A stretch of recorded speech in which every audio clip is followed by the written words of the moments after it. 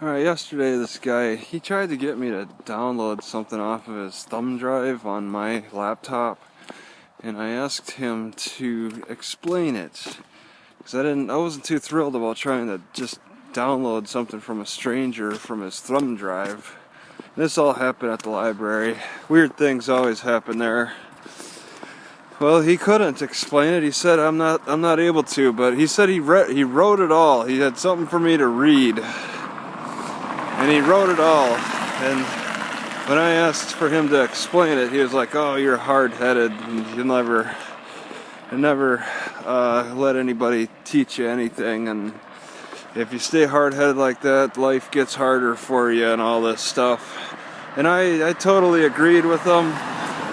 I said, "Yep, that's true."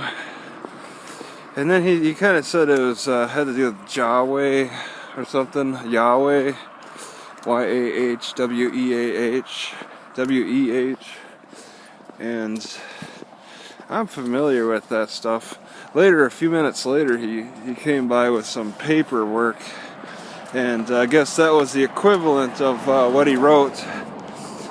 I took it.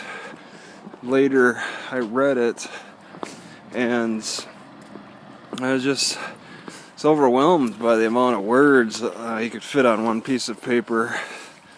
There was a lot going on, and it had to do with like explaining this Yahweh.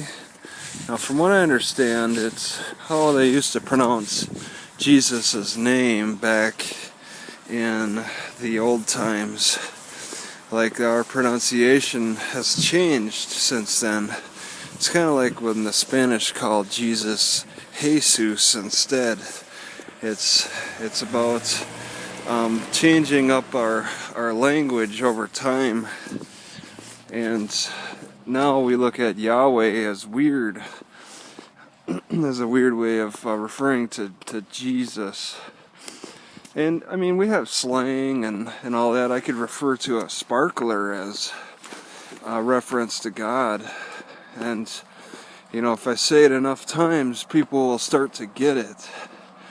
So that's what kind of happens. Is there are language movements that change the way we refer to things. So looking at Yahweh is something that we just frown upon. So that's a little bit of the explanation for that.